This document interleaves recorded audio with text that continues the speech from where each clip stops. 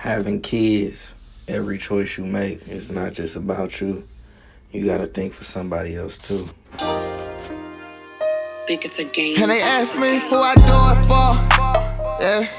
Why shine? Why grind? The way I do, yeah. They ask me who I do it for. Yeah, yeah. I want it bad. You should see the shit that I've been through. Hey, this is what I do it for. Yeah. My kids, all the losses I done win, all them bitches I done had. Yeah, this is what I do it for.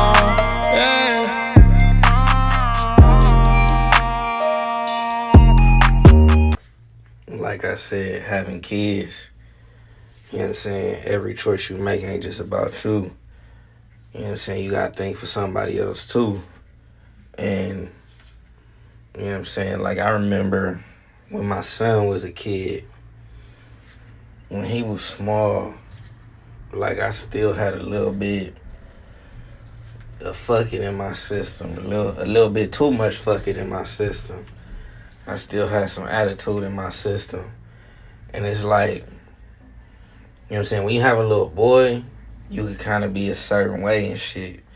Because you could be rough with your son. You could play fight with your son. You could show your son certain things. But once you get to the stage when you have a daughter, especially if you had your son first, shit gotta change. And so, like, since I've been with my girl and I've had my kids, I went from doing unarmed security, being a young nigga, still drinking a lot, still smoking a lot, to get my CDL, my Class B, driving buses, to, you know what I'm saying, COVID fucking the game up and hitting the streets, you know what I'm saying? And it's back to the unarmed security. Then I got on with fucking driving buses locally at home in California instead of traveling driving buses like I was before COVID. To then it went to unarmed security, to armed security, to then driving buses out of state or whatever, to then now having my Class A and driving big rigs and having to be gone from home and shit for different periods of time. But it's a sacrifice. Like, for the most part, I think my son understands it. I think he understands that you gotta work for what you need and you gotta work for what you want. But my daughter, she young, so she don't understand it yet. She ain't got to see dad go to work every day and come home yet like my son have. Shoot, if you look at the video, this is literally the first time my girl fed my daughter rice cereal since she about to be 6 months soon. You know what I'm saying? Like, I wasn't physically there for it. I didn't get to be the choo-choo train or the airplane or none of that other shit that, you know what I'm saying, your parents, you know, make the noises and pretend to be just to get you to eat food when you a baby. I ain't get to do that. And quiet as it's kept, that shit kind of fucked me up because not remembering my dad from my formative years of life, in a sense that I only remember certain things. I remember my dad teaching me how to be a gentleman and open doors for my mama and my granny and my aunties. And I remember my dad taking me to a Raider game. But I don't really remember a whole lot about my dad from before he got locked up in my formative years because, I mean, I just don't. I was young. Like, when my daughter get older, she not going to remember that daddy wasn't there the first time she got fed rice cereal. But I'm going to remember that. So that shit kind of fucked me up, quiet as it's kept. But thanks to technology, shit, I was there. I got to see it. Like, it's a beautiful thing to realize that I'm going to make this sacrifice now so that she could live a better life later. So that her and her brother don't never got to see or deal with none of the shit that I seen and dealt with as a kid. Some shit that, you know what I'm saying, was on purpose. Some shit that was on accident. But shit, I seen it. You know what I'm saying? And it ain't no fault, it ain't no slight, no diss to nobody that ever raised me, but you know what I'm saying, my life been colorful since I can remember it. In a good way and in a bad way. So it's like, I want my kids' life to be colorful, but I want it to be more good than bad. You know what I'm saying? And like this, for me, is one of them scenarios where my son might remember this. I'm not even sure if if my son remembers all the times that I left or why I left or that I left for work. But if he does, if he got questions about it or if he feel a type of way about it, we could address it when the time comes. That's part of being a man. That's part of being a dad. You know what I'm saying? I fully accepted that. Like, my kids got questions, I'm going to have to answer them. And one man ain't above the program, so shit, I ain't gonna lie to my kids and tell them no bullshit. They got questions, I'm gonna answer them. But for me, like, watching my girl on FaceTime feeding my daughter, this shit was funny. Like, I got to be there thanks to technology. And I got to see my daughter's facial expressions. Like, my woman is a beautiful woman inside and out. And together we made this beautiful baby that if you smile at her and she smile back at you, it melts your heart. It make you feel like your day just instantly got better. And it's funny because watching her eat, even though it's in this video, she a lot like me. Like, bro, I see the food. Give me my food. Like, yep, sit up. Tell your mama, yep, mom, quit playing with my food. Give me my food. Oh, okay, that's what we doing? Yeah. Yep. Okay. Bruh, come on now. This is new to both of us. This is new to me and this ain't just milk. What is this? Yeah.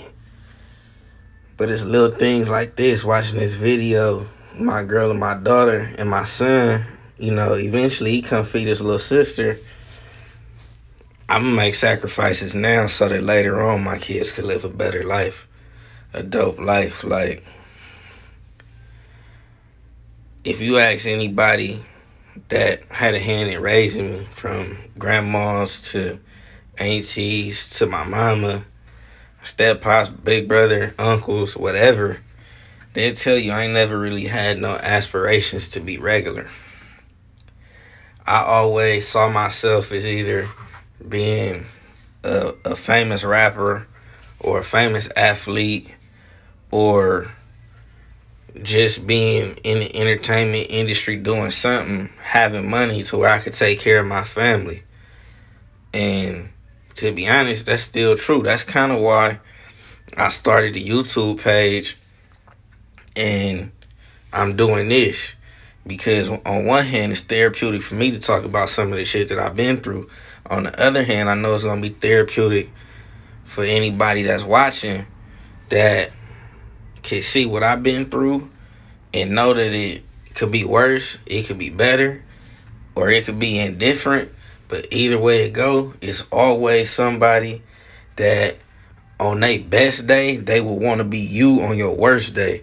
So you got to appreciate everything that's given to you and everything that's put in front of you when it's put in front of you. Because at the blink of an eye, this shit could all be gone. And, you know what I'm saying? Like I said, if you ask anybody that know me, I always wanted to be famous or do something that was going to make a lot of money so I could take care of my family and my friends.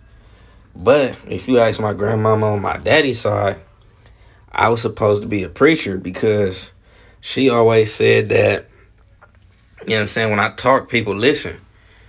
And I can't even lie, like, part of the reason, I guess you could say, I've always flirted with the idea of being a rapper or flirted with the idea of being a comedian or flirted with the idea of being on TV is because as I got older, I started realizing what my granny said was true. If I talk, people listen. Whether I'm being serious, whether I'm joking around, whether I'm sad, no matter what the emotion is that I'm conveying, if I talk, people listen. And for some reason, people for some reason, people just stick to me like a magnet on a refrigerator. Like, people gravitate towards me. And, you know what I'm saying? I know one thing for sure. When the Most High, when the higher power give you a blessing, if you don't use it, he gonna take it from you. So, being that it's power in the tongue, I can't tell you what to do in your life to get through a situation, but I can tell you what I did in my life to get through a situation, and I can tell you where I messed up and where I went right, and I can tell you how to avoid it if you ever presented that same situation in your life. But it's all about what you do it for. What's your motivation? What gets you going? For me, that would be preservation of myself, my girl, and my kids. Like, you know what I'm saying? My son, in about 10 years, he gonna be grown. He gonna be getting ready to leave the house, graduate high school, and figure out life for himself.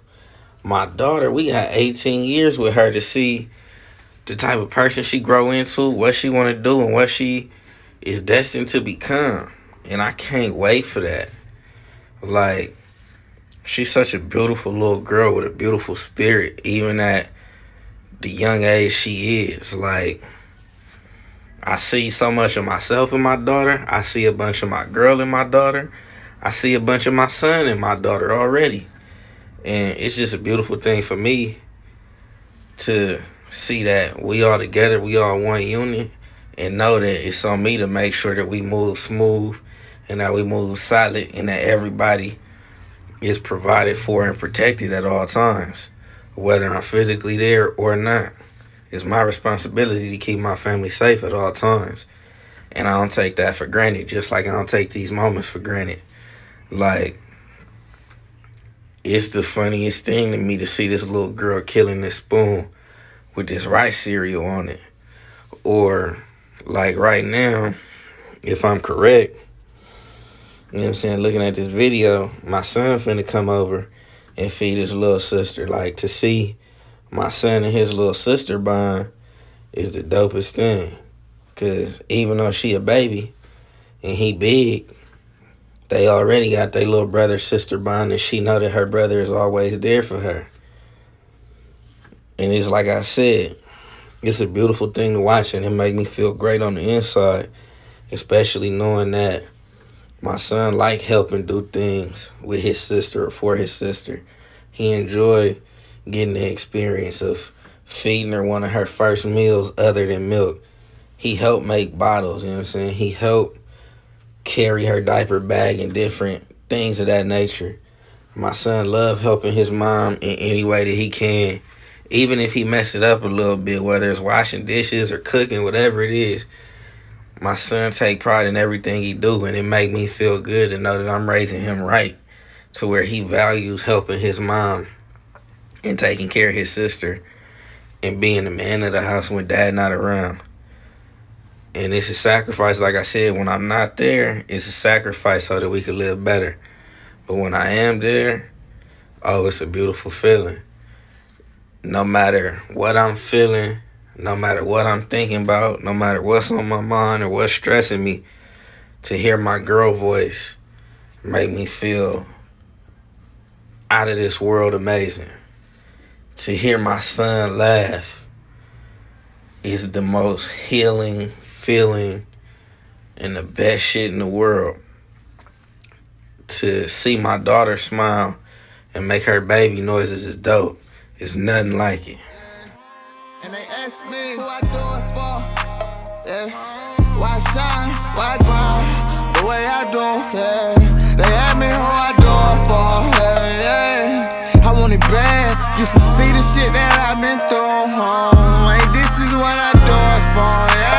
My kids, all the losses I done win, all them bitches I done had. Yeah, this is what I do it for.